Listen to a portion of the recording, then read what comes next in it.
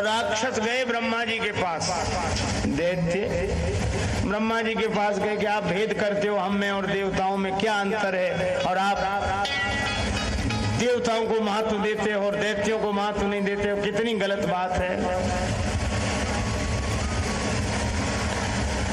ब्रह्मा जी ने समझ लिया कि ये नाराज है, आवेश में है।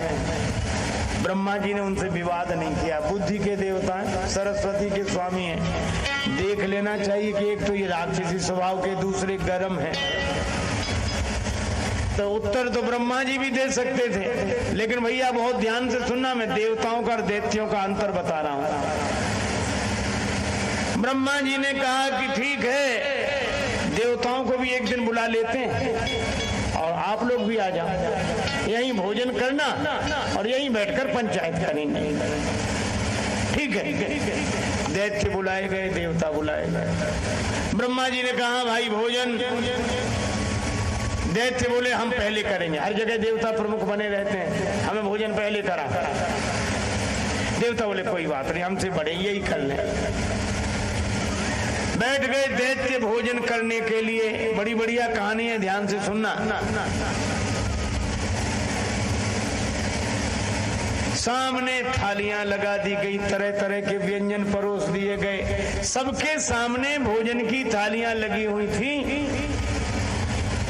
दैत्य बोले भोजन शुरू करें। ब्रह्मा जी बोले ठहरो, ब्रह्मलोक का एक नियम है, उसका पालन करना पड़ेगा। क्या नियम है? ब्रह्मा जी ने पहले से व्यवस्था कर रखी थी। ब्रह्मा जी के सेवक आए, लकड़ियां लिए और रस्सियां लिए।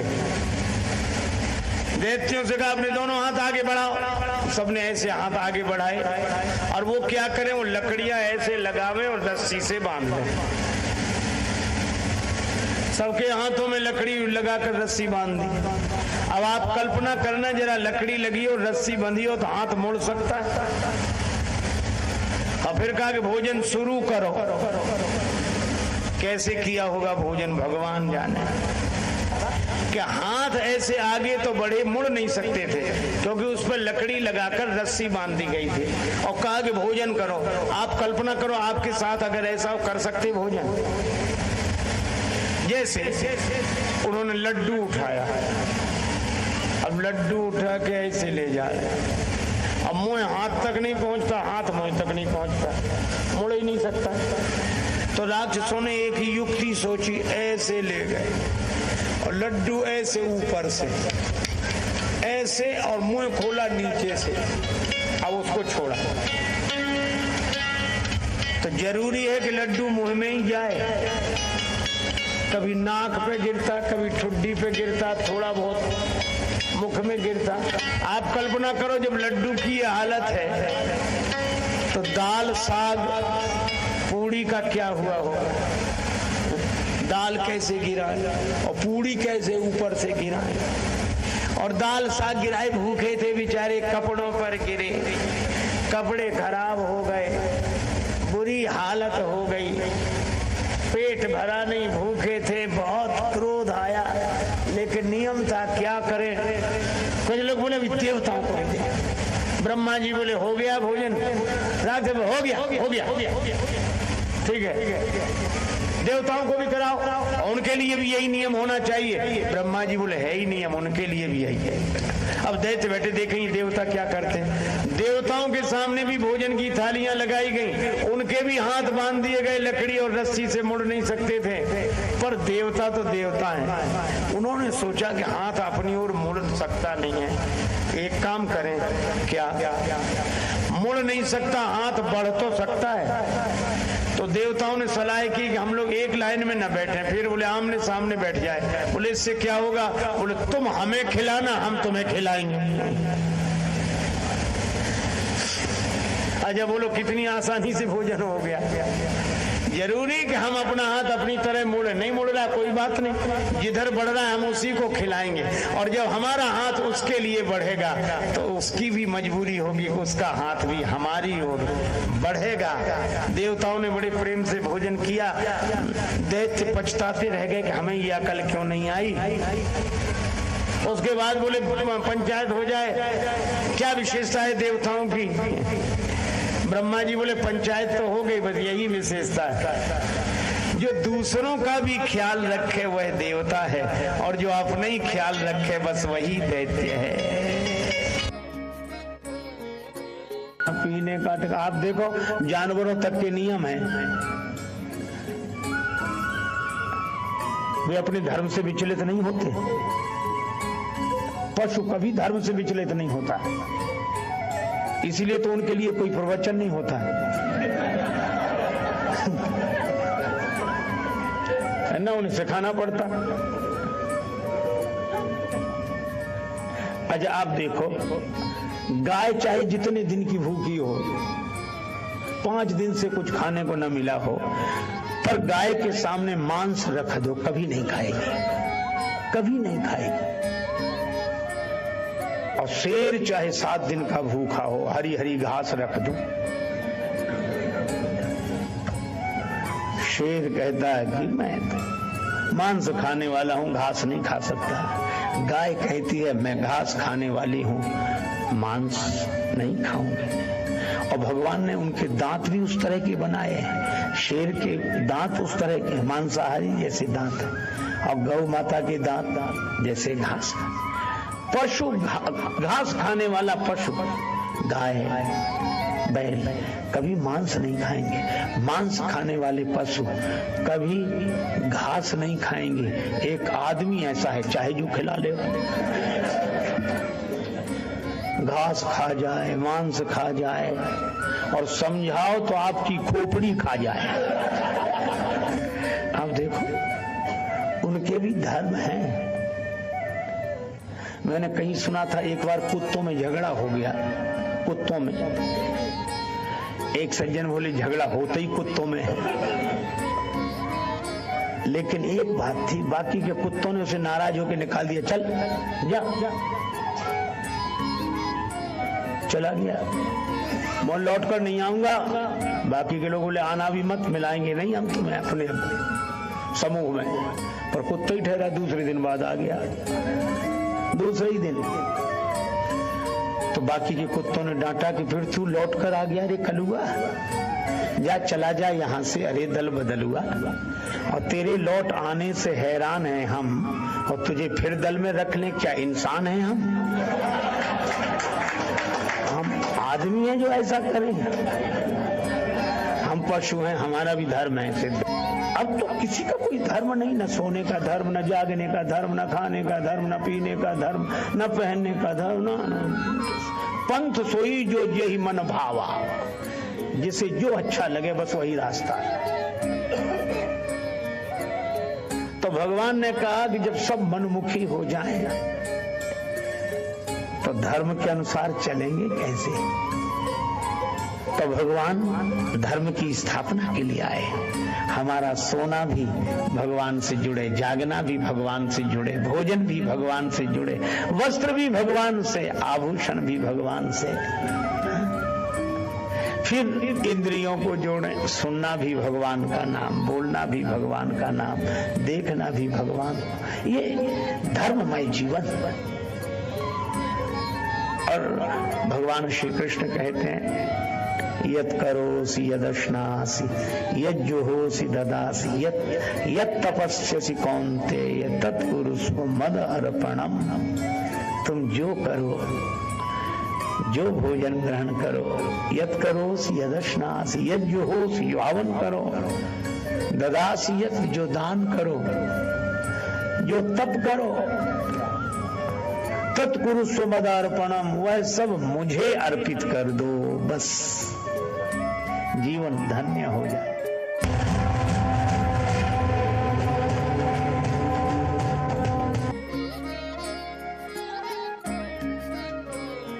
एक बार एक डॉक्टर ने कहा कि हल्का भोजन किया करो और दवा करो, परहेज करो, ठीक हो जाओ। और रास्ते में चला, सोचने लगा हल्का भोजन किया, हल्का। अब उसने अकल लगाई कि मिट्टी से हल्का पानी है, मिट्टी नीचे बैठ जाती, पानी ऊपर उठ जाता, मिट्टी के ऊपर रहता पानी, पानी हल्का है।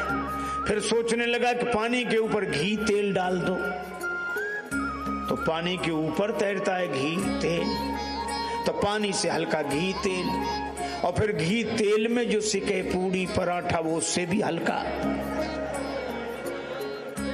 अब बोलो ऐसा हल्का भोजन करे।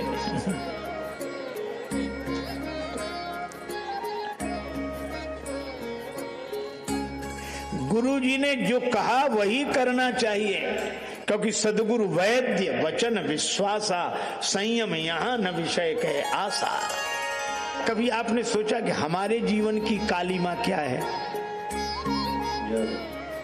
अच्छा, आप ऐसे सोचें, आपने एक शब्द सुना होगा काला धन, बहुत चर्चा का विषय रहा काला धन। और काला धन का हमको तो एक ही अर्थ लगता है, चीज दूसरे की कब्जा अपना। किसी दूसरे की चीज अधिकार अपना। और हमें लगता है कि हमारे जीवन की सबसे बड़ी कालिमा यही है। शरीर किसका? भगवान का। संसार किसका? भगवान का। अरे और तो और श्वास भी हमारी नहीं, यह भी भगवान की है ना, लेकिन कब्जा हमारा। जब तक हमारी श्वास चल रही है, हमें लगे भले ही कि हमारी श्वास है पर हमारी नहीं है। अगर श्वास हमारी होती तो जब मन होता तब लेते, नहीं मन होता नहीं लेते। और इतवार को तो लेते ही नहीं कि आज छुट्टी का दिन है, आज तो न लें। और कोई कहता तो हम यही कहते कि हमारी सांस ले न ले, तुम कौन हो? तो श्वास भी हमारी नहीं, सब कुछ भगवान का है। और हम मंदिर में कहते भी हैं, तन मन धन सब तेरा, स्वामी सब कुछ है तेरा, तेरा तेरे अर्पण क्या लागे मेरा। ओम जय जगदीश हरे, जय जगदीश हरे, स्वामी जय जगदीश हरे। है कि गया के संकट दास जनों के अवगुण क्षण में दूर करे। ओम जय जगदीश हरे।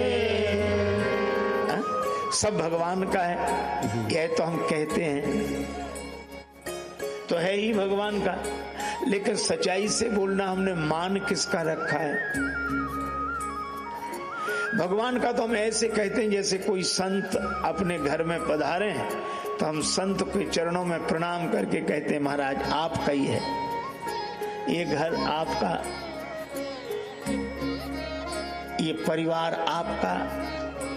कहते हैं महात्मा भी जानते हैं कि हमारा नहीं है, कह रहा है, और कहने वाला भी जानता है कि इनका नहीं है, लेकिन कह रहा है। और अगर कोई कहे कि महाराज सब आपका ही है, महात्मा कहे हमारा है, हाँ तो निकलो बाहर। अगर एक आध घटना ऐसी घट जाए तो लोग कहना बंद कर दें। हम भगवान से भी वैसे ही कहे जा रहे हैं सब आपका है। अच्छा, समझदार आदमी भी मंदिर में कहेगा तन मन धन सब तेरा, और भगवान को प्रणाम करके बाहर आएगा तो महात्मा से कहेगा मेरा मन नहीं लगता।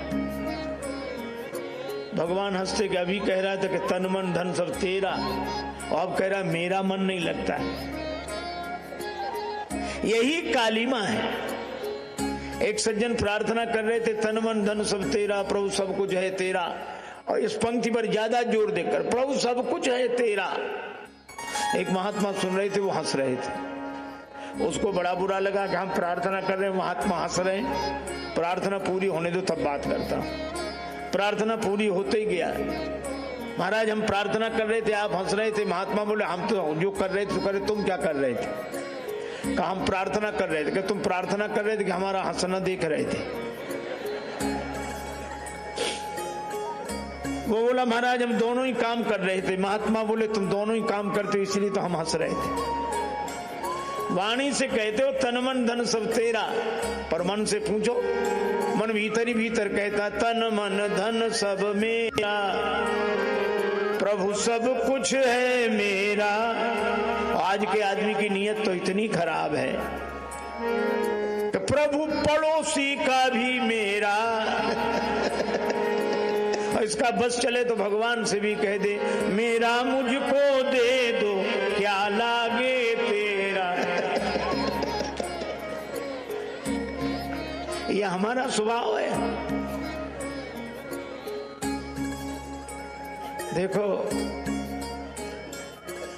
एक संत ने लिखा बड़ा सुंदर, मानव निकृष्ट कहे मेरा सिद्धांत है, मेरा है सो मेरा और तेरा है सो तेरा है। मानव निकृष्ट कहे मेरा सिद्धांत है, मेरा है सो मेरा और तेरा है सो मेरा है। मेरा तो मेरा, तेरा भी मेरा।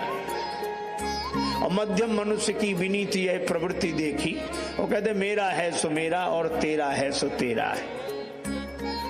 पर उत्तम मनुष्य के विचार अति उच्च देखे, मेरा तेरा है सो तेरा और मेरा है सो तेरा है। और तीनों के बीच में बोल उठा ज्ञानी नर, ये झूठा झमेला है, न मेरा है न तेरा है। तो है किसका ये? भगवान का। न मेरा न तेरा।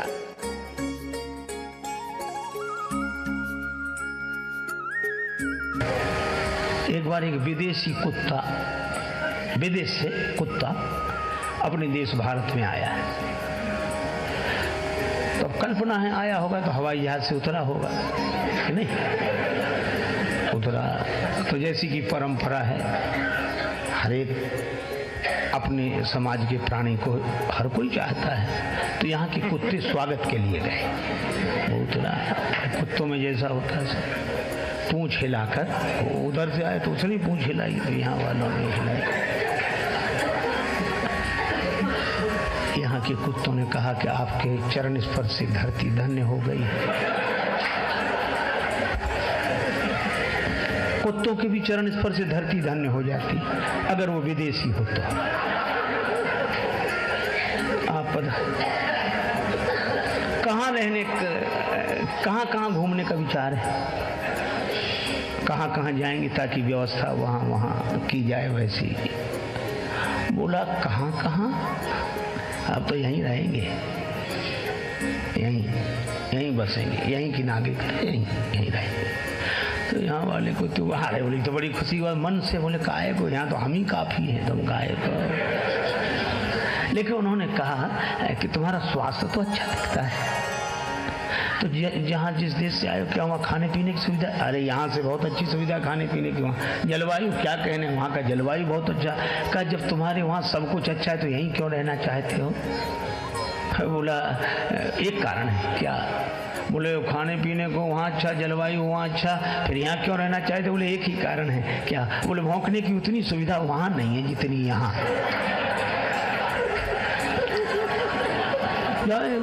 जो मन में आए जो समझ में आवे। इन राजाओं से धनुष तो हिला नहीं, काम तो इतना बनता नहीं।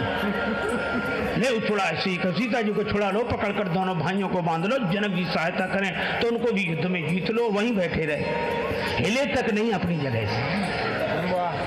अच्छा छीनने की वृत्ति क्यों आई? छुड़ा लो। कर्तव्य का पालन करें तो उपलब्धि होती ही है।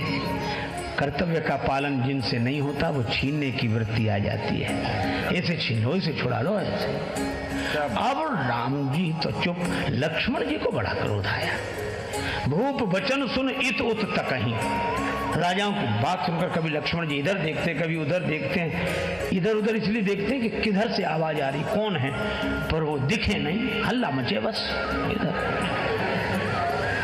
लेकिन लखन राम डर बोल न सकहीं। लक्ष्मण जी को राम जी का डर है कि वो बोलते नहीं हैं कि राम जी फिर कहेंगे कि ये राम जी ने लक्ष्मण जी की तरफ देखा तक नहीं कि अगर इशारा कर देंगे तो यहाँ दीप दीप के भूपति इकट्ठे हैं, ये तो कितना बड़ा युद्ध होगा, विश्व युद्ध हो जाएगा, इतने लोग इकट्ठे हैं। तो युद्ध को टालना चाहिए, युद्ध के परिणाम बुरे होते हैं। राम जी इसलिए नहीं देखते हैं, शांति रहे, हम शांति प्रिय हैं। लक्ष्मण जी ने कहा कि सो तो ठीक है, युद्ध तो हम भी नहीं चाहते हैं, शांति प्रिय होना ही चाहिए, लेकिन इसका यह भी अर्थ नहीं कि जिसके जो मन में आए सो कहे, जो करना हो सो करे, हम शांति प्रिय हैं। हमारी इस महानता को कोई मजबूरी समझे तो ठीक नहीं है। एक आदमी मरने लगा, मरते मरते उसने वसीयत लिखी कि मेरे मरने के बाद मेरी संपत्ति का बंटवारा इस तरह हो, आधी संपत्ति बड़े बेटे को, चौथाई संपत्ति छोटे बेटे को, 5वां हिस्सा बेटी को। पंचों ने कहा हम लोग फैसला कर देंगे। जब उसका भोज भंडारा हो गया, पंच लोग बैठे निर्णय करने का संपत्ति के नाम पर ये छोड़ क्या गया है। का संपत्ति के नाम पर वो छोड़ गया था 19 ऊंट। अब कितनी कठिन बात, 19 को बांटो, आधे, फिर चौथाई हिस्सा, 5वां हिस्सा। मामला कठिन था, पर एक पंच ने कहा कि ऊंटों को बेचकर पैसा बांट देते हैं। और परिवार वाले बोले नहीं, जो लिखा है वही होना चाहिए, जो लिखा है वही हो, वही हो। अब बड़ी कठिनाई, किसी तरह फैसला नहीं हो रहा था।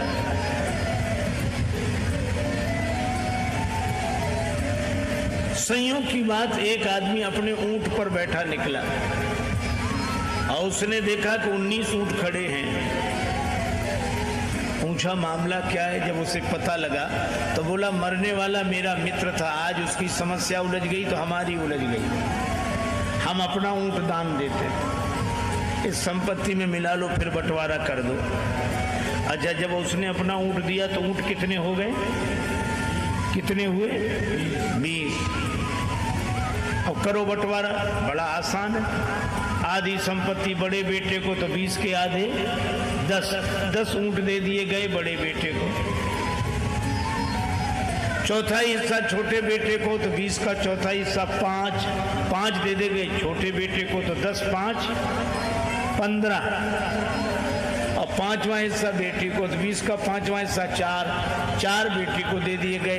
10 5 15 4 19, और 20 में ऊंट वाला बोला हमारा, हमको दे दो, तुम्हारा बंटवारा नहीं हो रहा था सो हो गया। अब आप देखो 20वां बटा भी नहीं और 20वें के बिना बंटवारा हुआ भी नहीं। तो यही परमात्मा की स्थिति है कि जिसके बिना कुछ होता नहीं है वह कुछ नहीं होता है। अविगति की गति कहत न आवे, पूर्णमदा पूर्णमिदं पूर्णात् पूर्णमुदच्यते पूर्णस्य पूर्णमादाय पूर्णमेवावशिष्यते। अब जरा हिसाब लगाओ। हालांकि इस हलचल में हिसाब लगाना थोड़ा कठिन होता है, लेकिन कोई बात नहीं।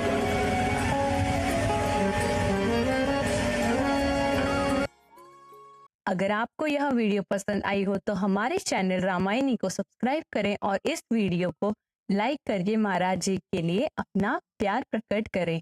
आप इस वीडियो को शेयर करें ताकि ये वीडियो ज़्यादा से ज़्यादा लोगों तक पहुंच सके, और कमेंट्स में अपने विचार और सुझाव दें, जिससे हम आपके लिए ऐसे ही वीडियोस और पेश कर सके। जय श्री सीताराम जी।